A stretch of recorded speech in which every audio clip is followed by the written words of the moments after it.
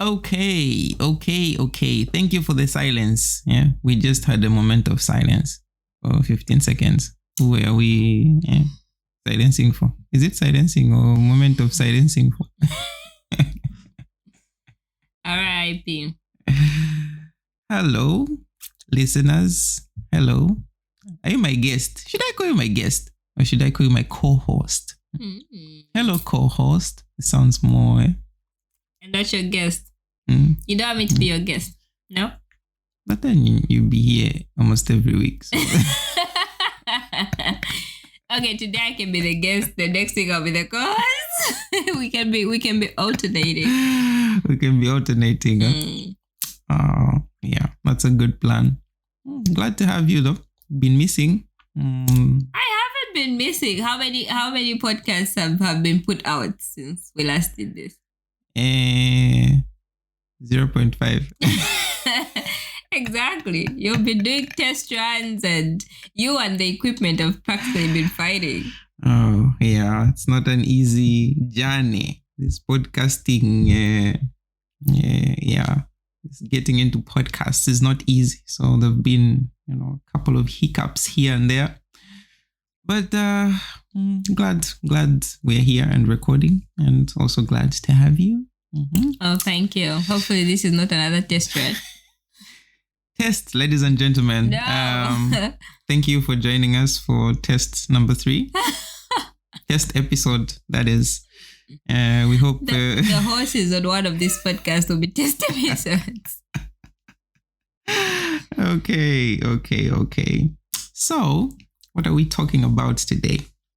Lay it on me. Today, ladies and gentlemen, we are talking black tax. Oh. Mm-hmm. Please, what comes to mind? What comes to mind when you hear of black tax? Or are you just blank? We'll explain it to you. Please educate me before I call it tax which looks black. Like it's a black paper. It's that dangerous paper when you haven't been paying your taxes, people. It's beyond the red one. When they send you in red, then you know you're in danger. But then when you receive it in black or caps, you're like, yeah. Like these are problems. Serious problems. No.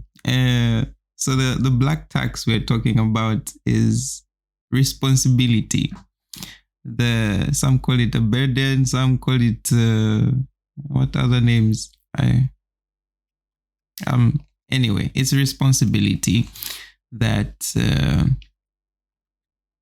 are you okay? It's a podcast, you can always complain. My ear was itching.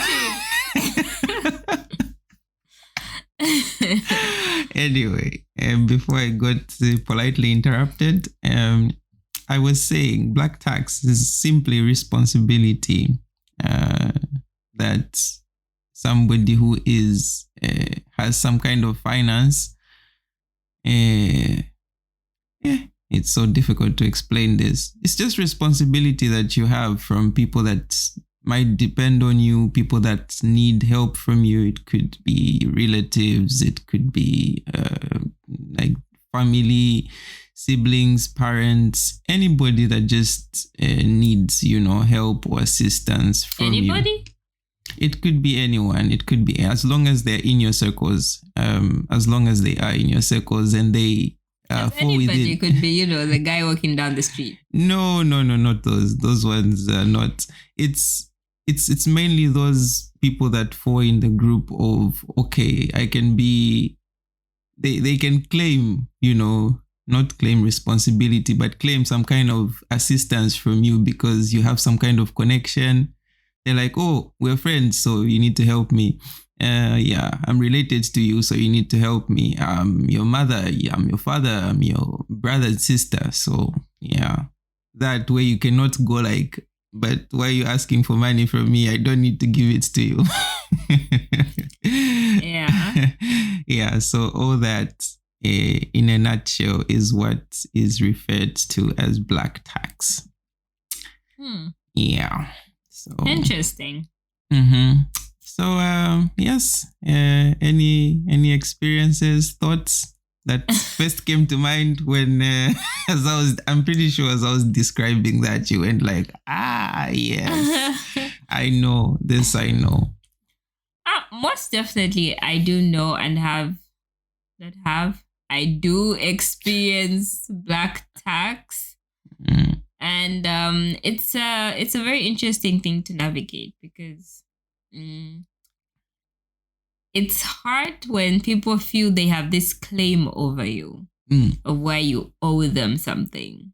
When initially you don't, but then because they are your family or they're your friends, they just, I don't know if it's an assumption that they owe you, like, if they asked you for any financial assistance, and this is mostly towards financial assistance. So if they asked you for any financial assistance, you cannot say no. Like, you shouldn't say no because they are your people. They are your people. And yeah, they'll start talking about where you're coming from.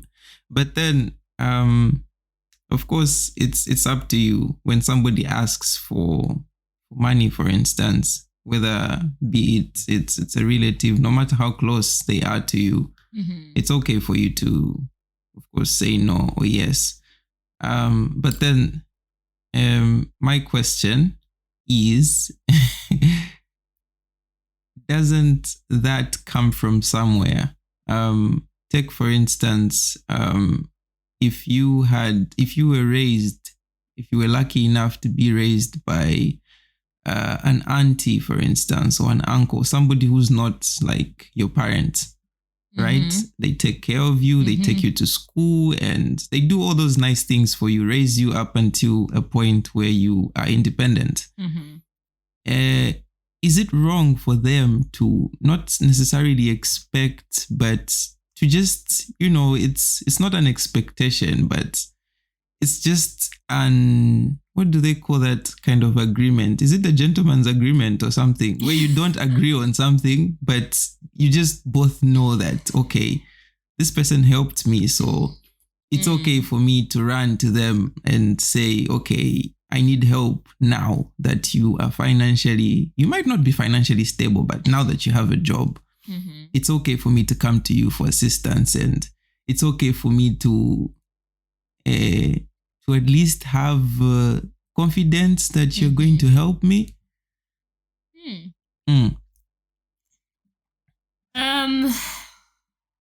I have been raised by a couple of aunties at some point, of course, not full time, but at some point, aunties were responsible for me. And they haven't pinned at me yet. They're still on the way. They have not yet asked for anything in return, as of yet. Yeah. And I hope they don't.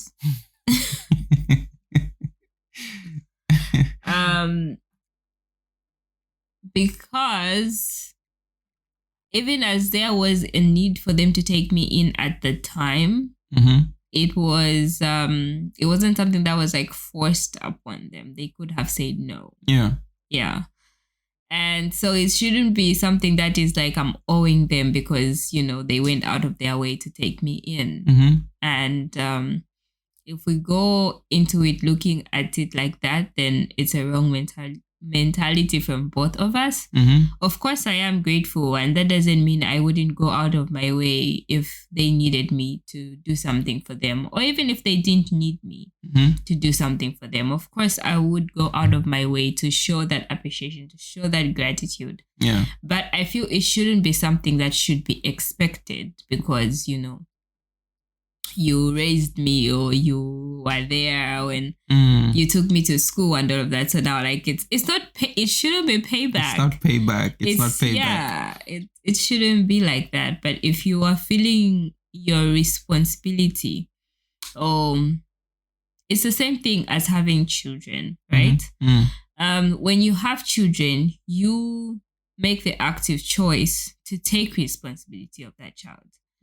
So it is still your responsibility, even as you let them off to go off into the world and they find jobs and they live their own lives. it is still your responsibility to keep taking care of them, even if they are big, grown up as children with their own children. Because you actively made the choice to have these children, right? Yeah. But that doesn't mean that your children cannot be grateful and like start taking care of you when like they are older and like they can and they know that, oh, now my mom's old, my dad's old, my aunt is old, and you know they need me to take care of them. It should come from a place of gratitude, not debt. Of like, I owe them this. No, but I am grateful enough to take the responsibility. They have to choose it too, like to take the responsibility to take care of this family member. Yeah. Yeah. But then some people would argue that you see how the situation is in Europe, for instance. Here it's totally different. You don't get much of this burden of having relatives, for instance. Some people even, don't even bother themselves with parents. Once a parent needs help or assistance, they just take them to, what do you call those old people homes? One would argue that if we take your way of thinking, for instance, aren't we likely to end up where our colleagues here are, where you find people that can actually be helped by their relatives being neglected in the name of, well, it's not an obligation, I don't have to do it if I can't.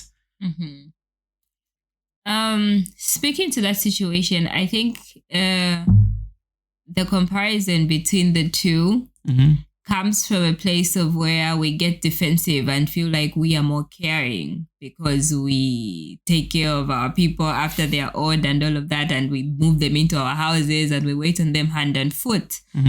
When we are failing to look at the other side of it, of where it looks as if people just get dumped into old people's homes and their children forget about it. But then from my understanding of the system here is that's what these old people homes are made for. They are made for old people to go there, retire, and they get taken care of by people who are professionally trained to take care of them. And in most cases, it's not that the families go to dump them there. Of course, there are some people that just go like, oh yeah, it's your time, old people home, we'll visit you once a month and that's it.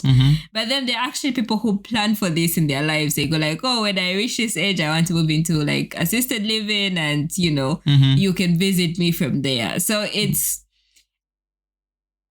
not a bad and it's not like comparing like this is good and this is bad. It's just a different system. And it's a different way of looking at it, because not in most cases, for example, here I think the government runs the old people homes, but in other places it's the kids that actually pay for these assisted livings old people homes, and you can't tell me that they're cheap. No, they're not.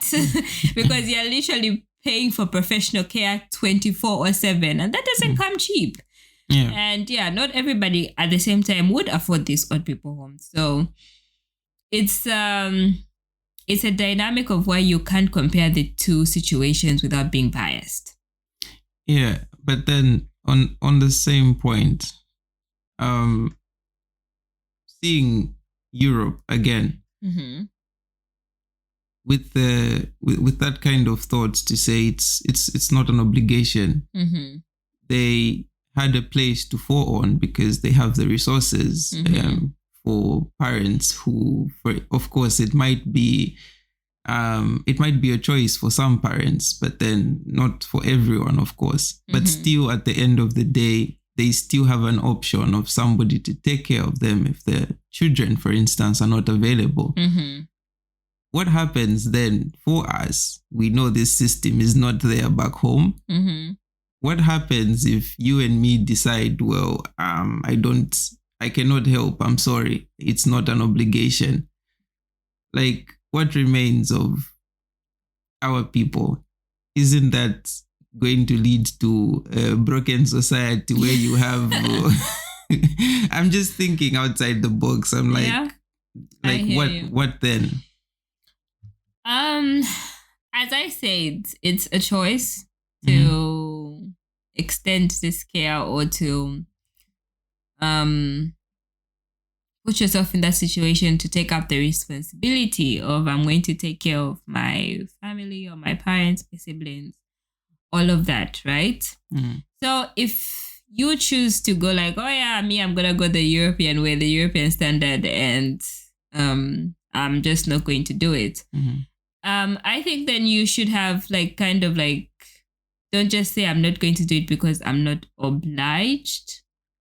But then you should have some empathy because if no one else is taking care of your family or your parents or your siblings and you don't want the responsibility, then I don't know, it makes you lack empathy. Exactly. It makes you seem like you lack empathy. Yeah, like you lack empathy. But of course, there are people who would take that route. And leave it on and leave the burden to like other family members and all of that. And I personally wouldn't blame them. Yeah, because it's a huge responsibility taking care of somebody.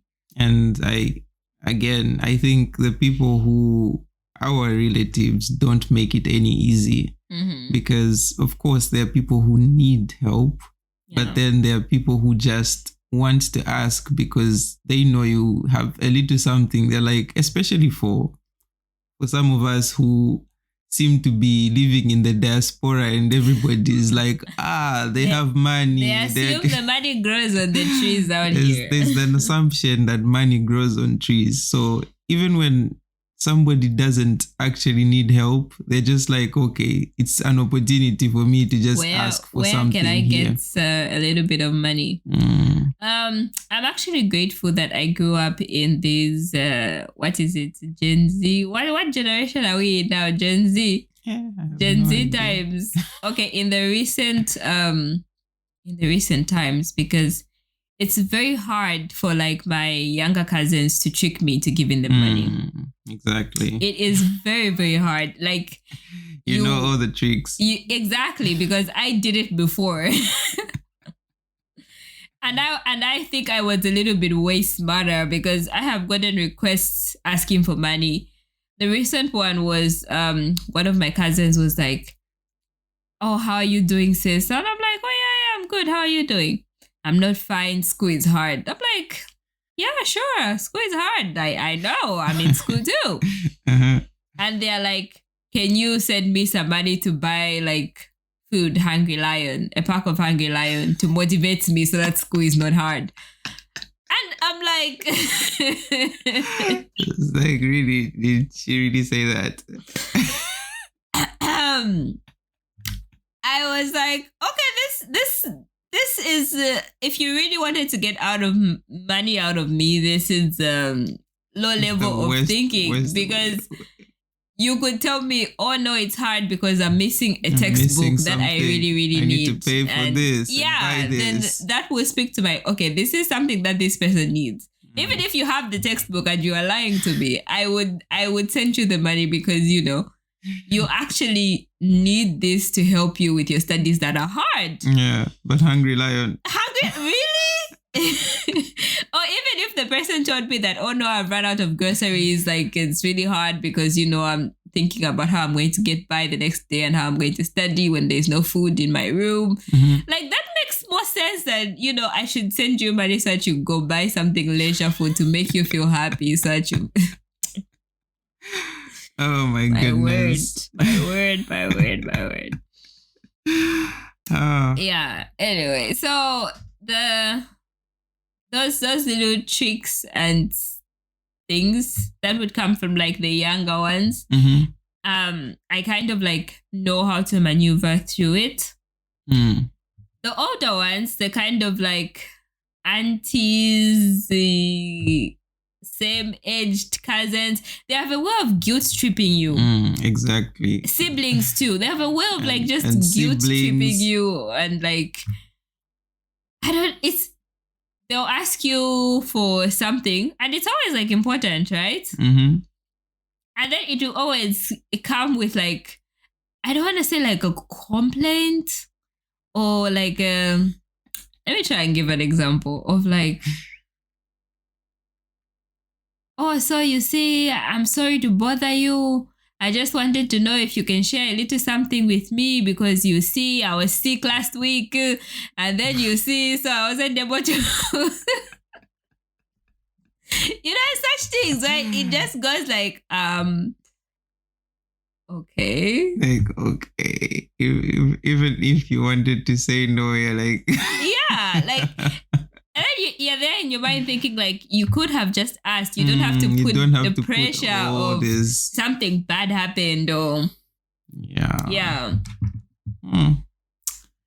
I mean, interesting stuff and so true, actually. I will agree with like the older folk. Mm-hmm. They just have a way. For me, I mean, my solution now is not to actually hear the request, because once you once you hear the request, then you not that you don't have a choice. It's there's so much in it that it plays with your mind. Yeah, it just even if you say messing. No, you're like, it's just there in the back of your mind, and then like now you start pulling at your budget, moving a thing here and there. Exactly.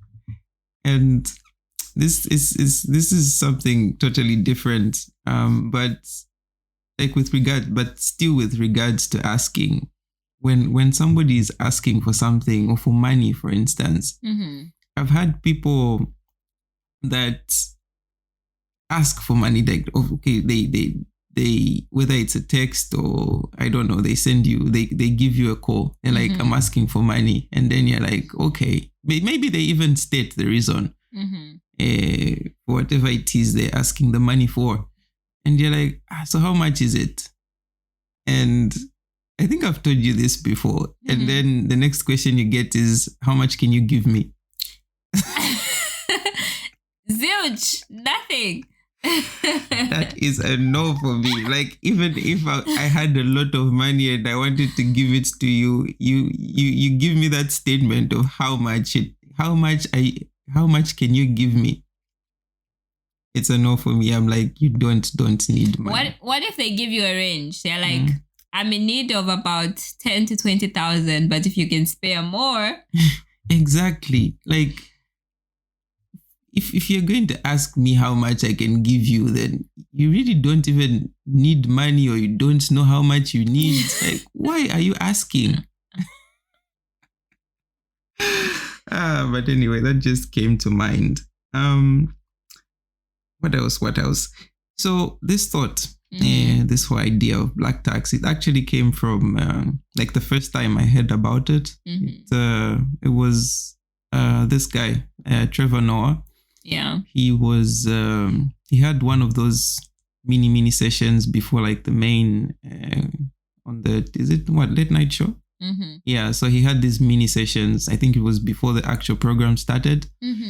So he spoke about the reason why it's difficult for people from us, like black people or just African people, to rise, like get out of poverty, like entirely. You can be rich, but they say there's a difference between being rich and being wealthy. Why it's difficult for like black people to be wealthy. So he gave an example of himself. He's like, I have a lot of money, I'm rich, I can buy houses and whatnot.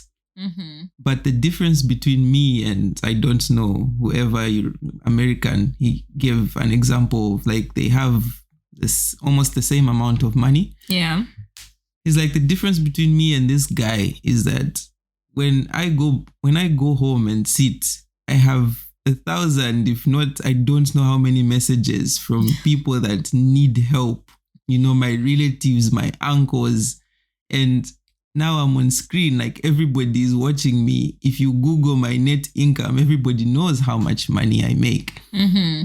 And everyone will want to get a share of that money. Mm-hmm. Like, it's not just distance. It's a difference between, just a fan, for instance, like some random person asking for money from you and a relative.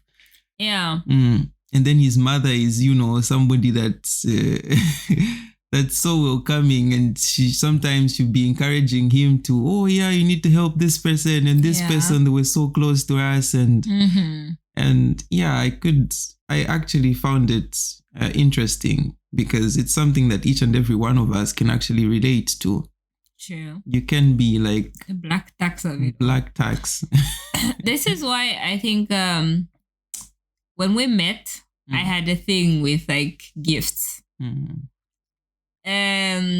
Because I always felt when somebody gave me a gift, it meant that I was in debt to them. I needed to give them a gift back.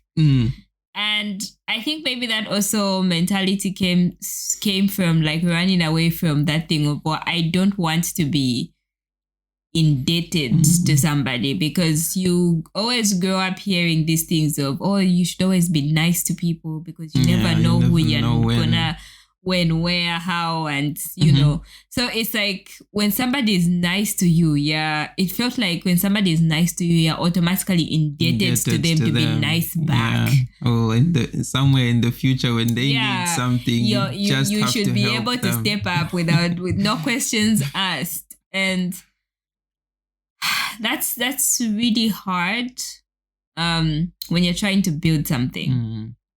It's really hard because, especially financially, when you're trying to build and get yourself out of debt, and you already have to pay government tax, and if you have to pay black tax, and the worst part with like black tax doesn't even have a percentage. It doesn't have. It can take away all the income. Like if you actually let it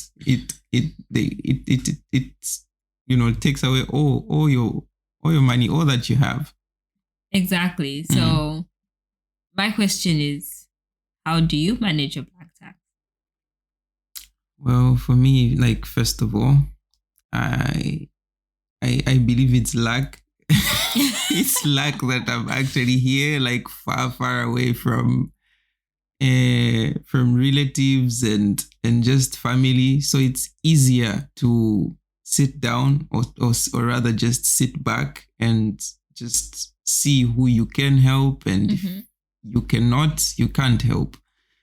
And I always just walk around with this mentality that if you cannot fix everything, like first of all, you cannot, like, even if you gave away all your money, like all your income, and just left yourself broke, problems will always be there.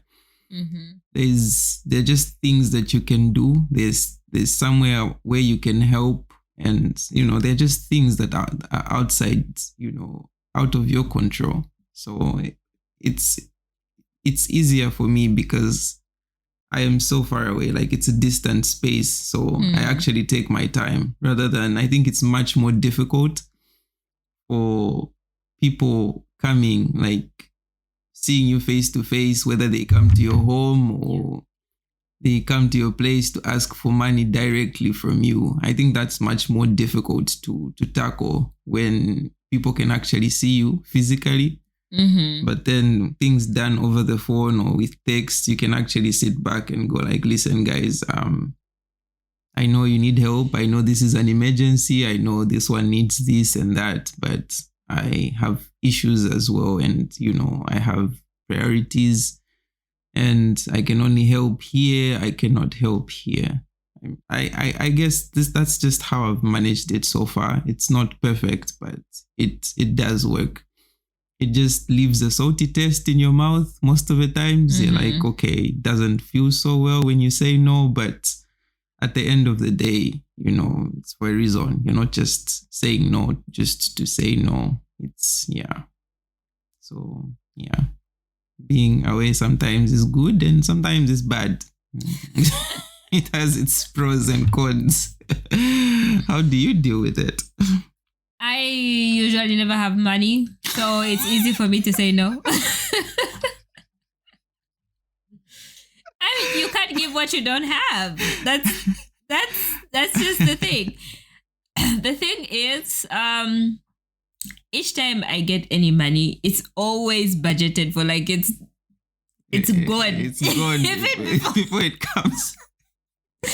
Even before it comes. So if you are not on the budget and I had extra money that I can actually spare, and your situation is dire, I will let you know that, oh yes, I can spare. I'll give an example. There's, I think sometime last year, there's a friend of mine who was in a very dire situation and asked me for money. And I was like, and it was like just a few days before I got paid. So like they actually put like that thing of where like, okay, I can help you, but not today. Let me see what I can do by Friday. Yeah. Hoping that the person will, go somewhere else and they'll give them money. And Friday they hit me up and go like, oh, hey, so yeah. So I did help them out and I did tell them that I was very stern and say, this is like, this is what I can do.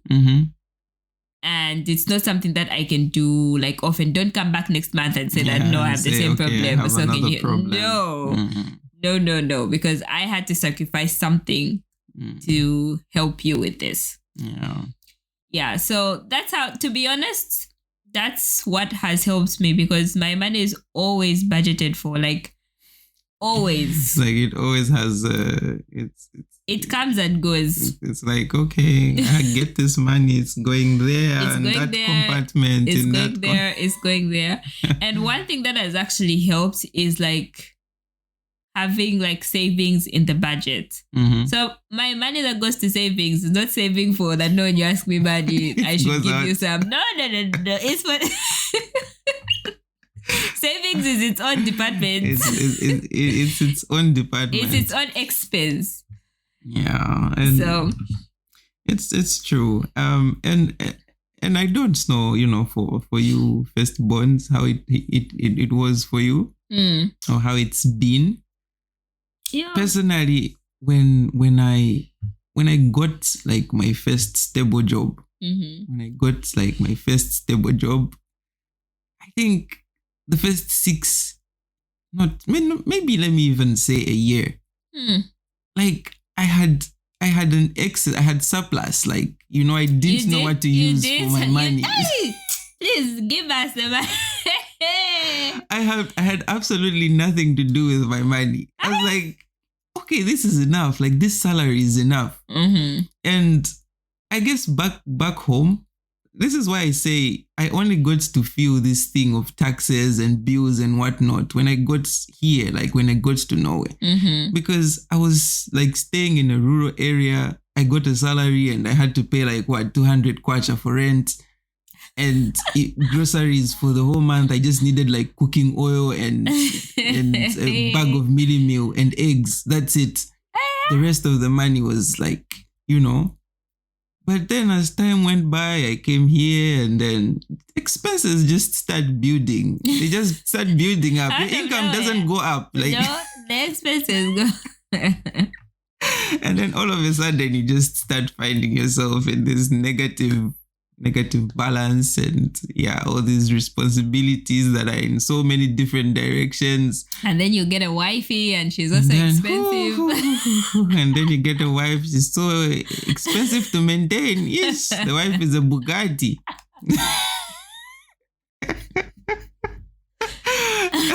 This is a story for another day.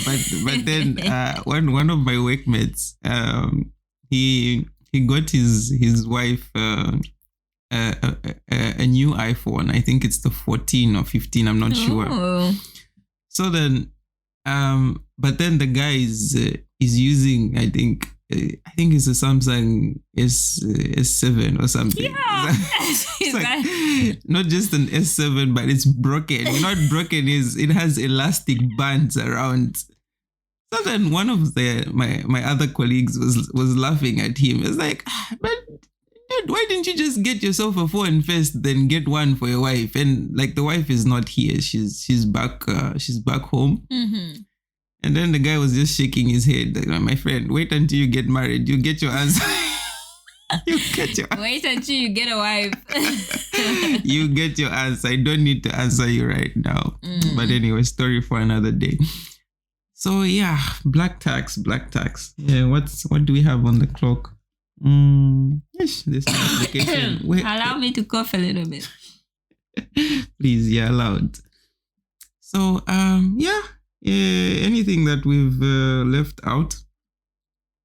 I don't know. We could talk about black tax a lot, but I feel it's just important to have boundaries in how you handle your black tax. Mm-hmm. That doesn't mean you should shy away from the responsibility of helping out family or friends or all of that. But then you should have your boundaries. You're not a cow. Don't be milked. Don't be milked until you you have nothing left. I'm sure even cows protest when they're over milked. You can get yourself kicked. Yeah, there's always too much. Like too much of anything is bad. I totally agree with that. You know, in as much as we should care about where we're coming from and the people that have helped us through our journey of just growth in general. It's also important to just make sure you don't end up dead and with nothing in the name of helping everybody around. Yeah, we should always remember that problems will always be there. It's, part of being a human to have problems. I don't know. It's part of being an African. It's part of being a human. Everybody has problems. Everybody has problems at the end of the day. And yeah, you can only fix so much. Do what you can, and everything else will via way. God will fix the rest. Amen. Yes. So interesting conversation. I hope we got 1 or 2 cents. These are test episodes. Just let me finish. These are test episodes. In the future, it would be nice. This is something that we have in the pipeline to have a guest, an extra guest, because you have refused. You're not my guest. You're my co-host. So in the future, we would like to introduce a third person, somebody who is familiar with whatever it is we're talking about. So are you saying our opinions are biased? Just so we don't get biasness, because, this is a married couple here. So we might be biased. So we could just have a third person bring in their own views. And I think that would be a little bit more balanced. And yeah. That would be interesting. So hopefully when we actually start the actual episodes, we will be able to do that.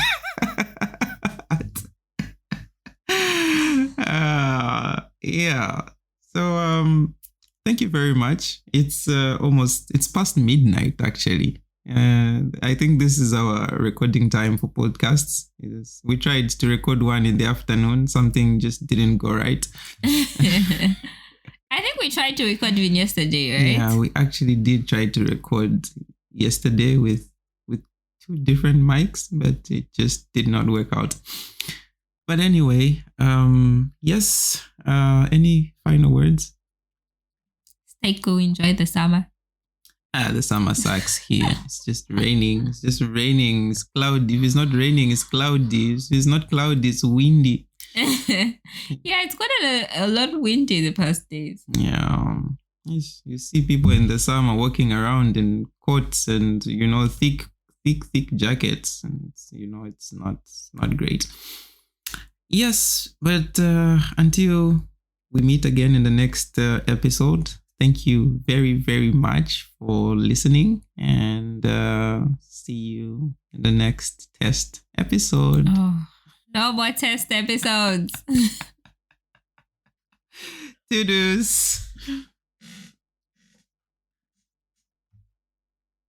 I missed this one. Was recording.